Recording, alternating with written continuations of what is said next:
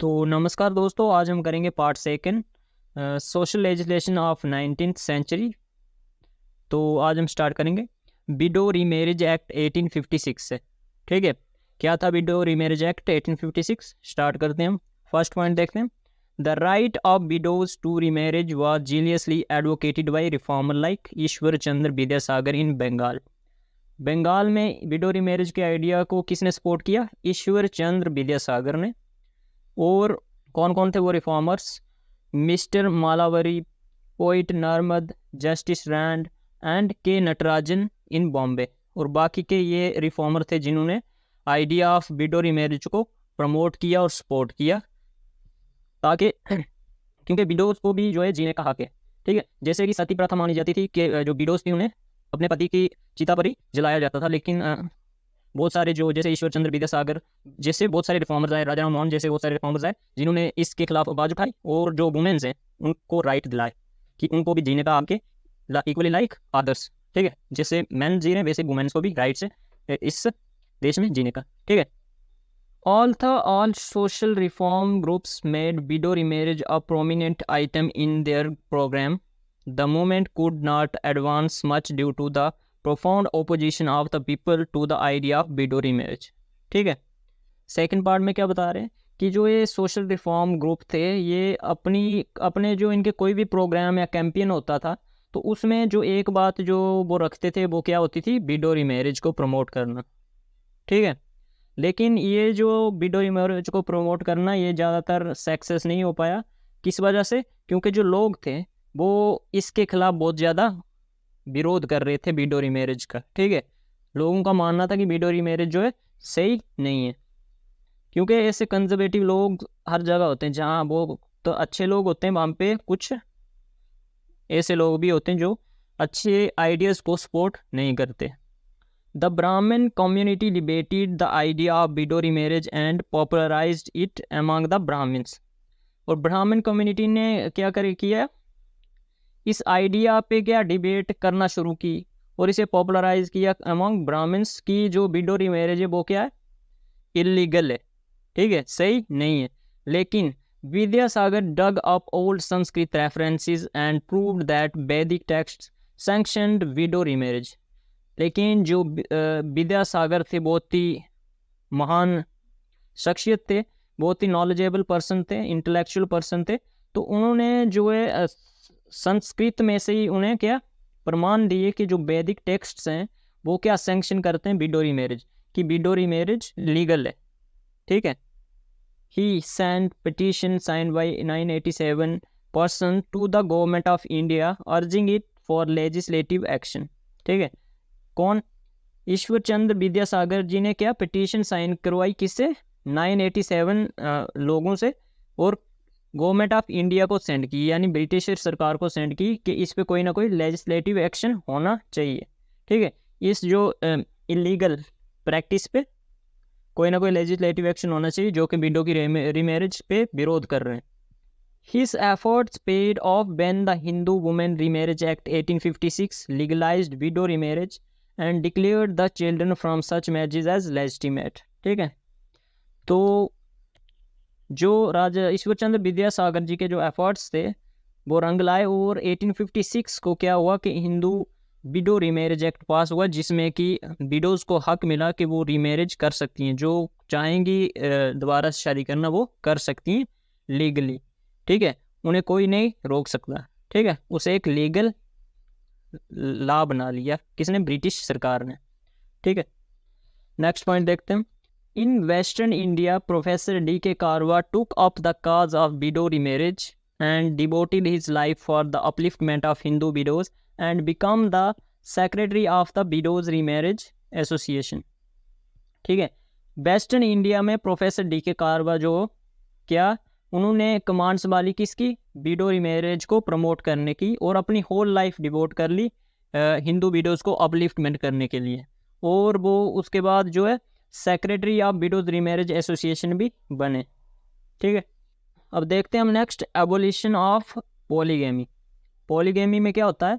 जिसमें जो मर्द हैं वो एक से ज़्यादा शादियां करते हैं, उसे बोलते हैं पॉलीगैमी। ठीक है, तो करते हैं इसको डिस्कस। फर्स्ट पॉइंट क्या है, Raja Ram Mohan Roy and Ishwar Chandra Vidyasagar raise their voices against polygamy. Raja Ram Mohan Roy और ईश्वर चंद्र विद्यासागर थे वो जिन्होंने अपनी वॉइसेस रेज की किसके अगेंस्ट, पॉलीगेमी के अगेंस्ट। इन्होंने प्रोटेस्ट किए, कैंपेन्स किए कि जो पॉलीगेमी है वो इलीगल है, वो वुमेन्स के लिए, वुमेन्स के राइट्स को दबाती है, ठीक है, वुमेन्स को इक्वल राइट्स नहीं मिलते, ठीक है। इन 1855, सेकंड पॉइंट देखते हैं, इन 1855 the Maharaja of Burdwan appealed to the Bengal Legislative Council to investigate polygamy because under this system wives were virtually slaves subjected to use and abuse, humiliated and badly treated by husbands, ठीक है। इन 1855 में जो महाराजा थे बुर्दवान के, उन्होंने appeal भी की थी बंगाल लेजिस्लेटिव काउंसिल में कि जो पॉलीगेमी है वो उसे इन्वेस्टिगेट करें और कोई अच्छे लॉज बनाएं इसके खिलाफ, क्योंकि इस सिस्टम के अंदर, पॉलीगेमी सिस्टम के अंदर क्या है, जो वाइफ्स हैं उन्हें एज अ वाइफ ट्रीट नहीं किया जाता, एज अ स्लेव ट्रीट किया जाता है और उन्हें ह्यूमिलेट किया जाता है, उन्हें अच्छे से ट्रीट नहीं किया जाता है, जो उनके राइट्स हैं जो उन्हें मिलने चाहिए वो नहीं मिल पाते। तो इसलिए महाराजा जो बुर्दवान के थे उन्होंने अपील की थी लेजिस्लेटिव काउंसिल में। But the Bengal government made no reply to this appeal, लेकिन जो बंगाल गवर्नमेंट थी उसने इस अपील का कोई रिप्लाई नहीं दिया, ठीक है, क्योंकि अंग्रेज कौन सा चाहते थे कि हिंदुस्तान में कुछ अच्छा हो, ठीक है। तो वो जो भी उन्होंने रिफॉर्म्स लाई हैं, लेजिस्लेशन लाई है, वो किस वजह से लाई हैं, जब उन पे दबाव बनाया गया रिफॉर्मर्स के द्वारा, तब जाके लाई। और देखते हैं next point, later reformers like Keshav Chandra Sen put pressure on Bengal government and finally in 1872 a law abolished polygamy was passed, ठीक है, ठीक है। उसके बाद क्या, रिफॉर्मर जिनका नाम क्या था, केशव चंद्र सेन, उन्होंने प्रेशर बनाया बंगाल गवर्नमेंट पे पॉलीगेमी को लेके, तो फाइनली 1872 को एक लॉ पास होता है जिसने एबॉलिश किया पॉलीगेमी को, ठीक है। तो अब हम देखते हैं द शारदा एक्ट कि शारदा एक्ट क्या था, ठीक है। फर्स्ट पॉइंट देखते हैं, child marriage had been one of the principal evil from which the Indian women suffer more than man, ठीक है। तो चाइल्ड मैरिज जो है वो एक ऐसा एवल है जिसमें कि वुमेन को ही सफ़र करना पड़ता है मैन से ज़्यादा, ठीक है। आपने अभी तक जितनी भी लेजिस्लेशन पढ़ी, पार्ट फर्स्ट में भी और जो पार्ट सेकंड भी स्टार्ट हुआ, तो आपने देखा होगा कि हर एक जो लेजिस्लेशन लाई गई वो किसके लिए लाई गई, वुमेन्स के राइट्स को अपलिफ्ट करने के लिए, ठीक है। तो आप यहाँ से समझ सकते हैं कि जो लोगों की सोच है वो कैसी है, ठीक है, वुमेन्स को लेके। तो अब तो हालात लगभग ठीक है, लेकिन अभी भी जो है वुमेन्स जो है, जो वुमेन्स हैं उनको इक्वली राइट्स नहीं मिल पा रहे। तो ये जो सुधार है हर एक घर से होना चाहिए। वो बोलते हैं ना, सबसे जब अब एक घर बदलता उसके बाद गांव बदलता है, उसके बाद शहर बदलता, उसके बाद देश बदलता, उसके बाद दुनिया बदलती, ठीक है। जो गर्ल्स हैं वो भी हैं बॉयज़ के इक्वल ही हैं, ठीक है, उन्हें भी उतने ही राइट्स मिलने चाहिए जितने बॉयज़ को मिलने चाहिए, ठीक है। तो देखते हैं next point,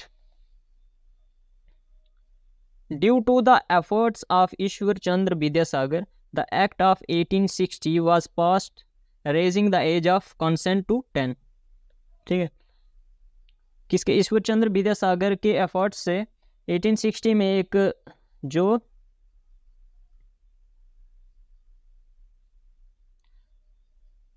Due to the efforts of Ishwar Chandra Vidyasagar the act of 1860 was passed. Ishwar Chandra Vidyasagar ji की एफर्ट्स से एक एक्ट पास होता है 1860 में, जिसमें वो रेज करते हैं एज ऑफ कंसेंट टू 10, कितने, 10 साल तक की। However, it was only in 1929 that legal step was taken to strike at the harmful practice of child marriage, and Restraint Act passed raised the marriage age to 14 for girls and 18 for boys, ठीक है। और 1929 में एक legal step लिया गया, एक humanitarian step लिया गया, जिसने स्ट्राइक किया किस पे, एक हार्मफुल प्रैक्टिस पे, जिसे क्या कहते थे, चाइल्ड मैरिज।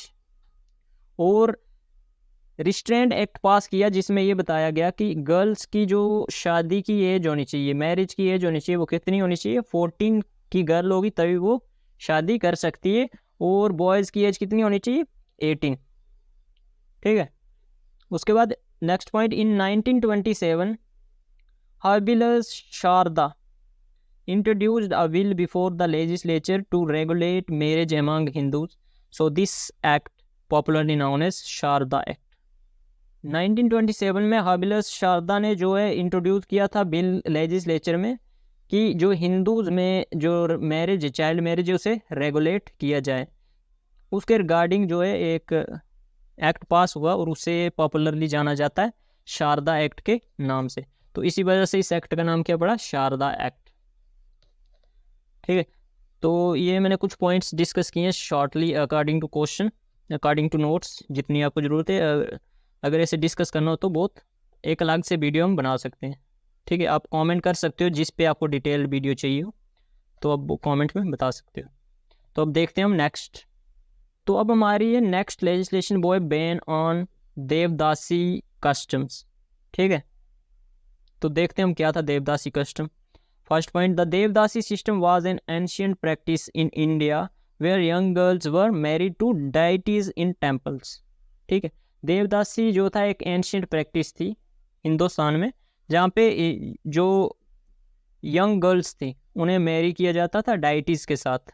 ठीक है, देवताओं के साथ टेम्पल्स में, often dedicated to a life of serving the temple and performing dances and music. ठीक है। उसमें क्या था कि उसके बाद जो लड़कियां होती थी उन्हें अपनी होल लाइफ डेडिकेट करनी होती थी टेम्पल को सर्व करने के लिए, मतलब टेम्पल की देखभाल, सफाई करना, और उसमें जो है डांसेस या म्यूज़िक किसके वार्शिप करने के लिए गॉड को, तो वो सब परफॉर्म करना होता था। ठीक है।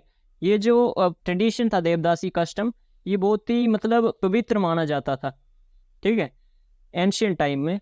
लेकिन over time this practice become exploitative leading to social stigma and abuse. लेकिन ओवर टाइम जैसे 19th सेंचुरी में ये जो एक एक्सप्लॉयटेटिव प्रैक्टिस बन गई, और जो ये देवदासीस थी इन्हें जो अब्यूज़ किया जाने लगा। ठीक है, इन पे अत्याचार होने लगे। ये एक लीगल प्रोस्टिट्यूशन बन चुका था। तो इस वजह से इन 1988 जो इंडियन गवर्नमेंट थी उसने ऑफिशियली बैन कर लिया देवदासी सिस्टम को, ताकि वो प्रोटेक्ट कर सके वुमेन को और प्रिवेंट कर सके एक्सप्लॉयटेशन ऑफ वुमेन राइट्स। ठीक है। तो ये था देवदासी कस्टम। तो नेक्स्ट पॉइंट देखते हैं, despite the ban efforts are still ongoing to eradicate the remnant of this practices in some parts of India. जैसे कि इस जो प्रथा को बैन कर दिया गया, लेकिन अभी भी कुछ ऐसे हिस्से हैं देश के जहाँ पे ये प्रैक्टिस परफॉर्म की जाती है। ठीक है, इन प्राइवेसी। अभी भी जो इस कस्टम के अगेंस्ट काम चल रहा है कि इससे हम एरेडिकेट कर सकें, इसे ख़त्म कर सकें, और जो वुमेन राइट्स हैं उन्हें हम अपलिफ्ट कर सकें। ठीक है। नेक्स्ट लेजिस्लेशन है बैन ऑन ह्यूमन सेक्रीफाइस। ठीक है, ban on human sacrifice. First point, human sacrifice था rare was historically practised in certain parts of India. जैसे ह्यूमन सेक्रीफाइस ये तो बहुत ही रेयर बातें हैं। ठीक है, लेकिन ये प्रैक्टाइज की जाती थी हिस्टोरिकली कुछ पार्ट्स ऑफ इंडिया में, जैसे पर्टिकुलरली ट्राइबल और रूरल एरियाज़ में ये परफॉर्म किया जाता था after link to superstition and ritual. क्योंकि जो रूरल एरियाज़ और ट्राइबल एरियाज होते हैं वो अक्सर लिंक्ड होते हैं कि सुपरस्टिशन पे विश्वास करना, रिचुअल्स पे विश्वास करना, अंधविश्वासी बहुत ज़्यादा होती है इन एरियाज़ में। तो वो क्या परफॉर्म करते थे, ह्यूमन सेक्रीफाइस, मतलब इंसान की बलि देते थे। ठीक है, उनका मानना था कि बलि देने से जो है जो वो चाहते हैं वो उनको मिल जाए। ठीक है, उनके काम पूरे हो जाएं। वो मतलब अपने जो भगवान था उनका, उसे वो खुश करना चाहते थे through human sacrifice. States like Odisha, Jharkhand, Assam and parts of Madhya Pradesh saw instances of this practice especially among tribal communities। कौन कौन सी स्टेट, ओडिशा हो गई, झारखंड, असम और कुछ पार्ट्स जो थे मध्य प्रदेश के, उनमें ये देखा गया था ये प्रैक्टिसेस। किसके द्वारा परफॉर्म की जाती थी? ट्राइबल कम्युनिटीज़ के द्वारा। जैसे आज भी जो बलि प्रथा जो होती है, जैसे जानवरों की दी जाती है, वैसे तो बलि किसी भी चीज़ की नहीं देनी चाहिए। हर एक की जो जान, जो हर एक को भी जीने का हक है इस धरती पे, चाहे वो इंसान हो, चाहे वो कोई जानवर हो, कोई भी चीज़ हो, उसे जीने का पूरा हक है। ठीक है, बलि जो प्रथा है वो टोटली ख़त्म कर देनी चाहिए। ठीक, तो ट्राइबल कम्युनिटीज़ में ह्यूमन सेक्रीफाइस किया जाता था।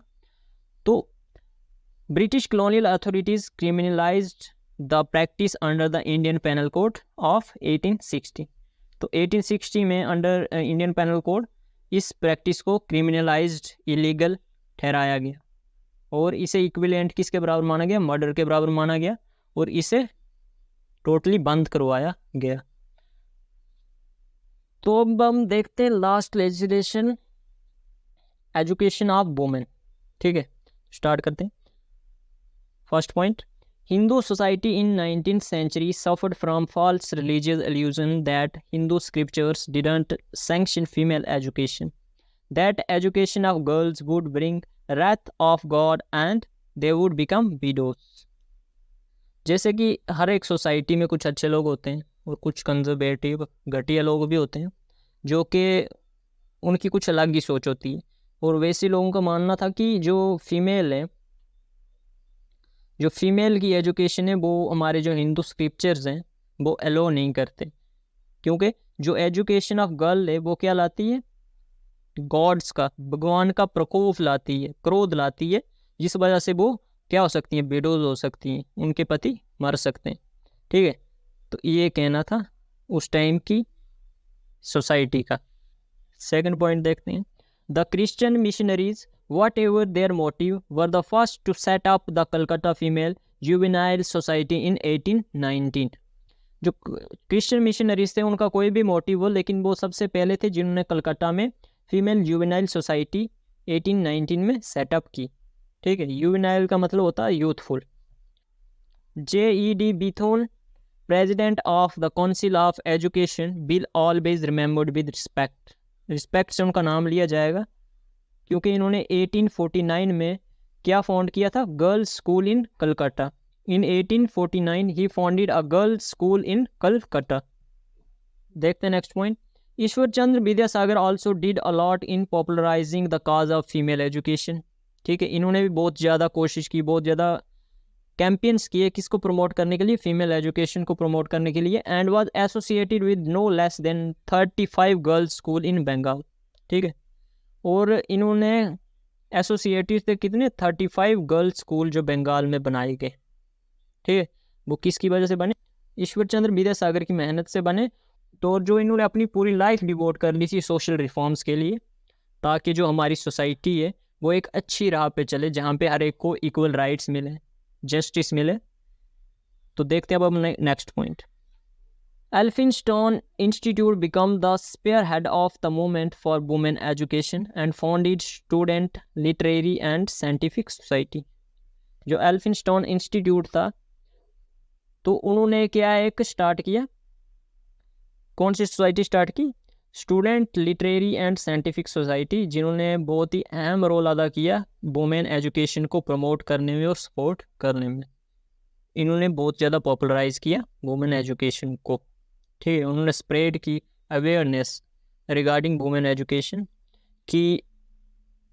ताली जो है एक हाथ से नहीं बजती।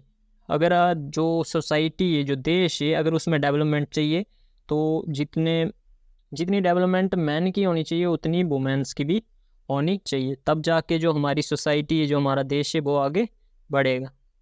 तो ये जो हमारा social legislation of 19th century का जो क्वेश्चन था, जो टॉपिक था, वो टोटली डिस्कस कर लिया। अगर इसमें कुछ और पॉइंट्स ऐड करने होंगे, और भी अदर लेजिस्लेशन है, लेकिन आपके क्वेश्चन के मुताबिक मैंने जो नोट्स बनाए वो उसके मुताबिक इतना बहुत है। तो अगर और भी पॉइंट्स ऐड करने होंगे तो आप कमेंट कर सकते हो।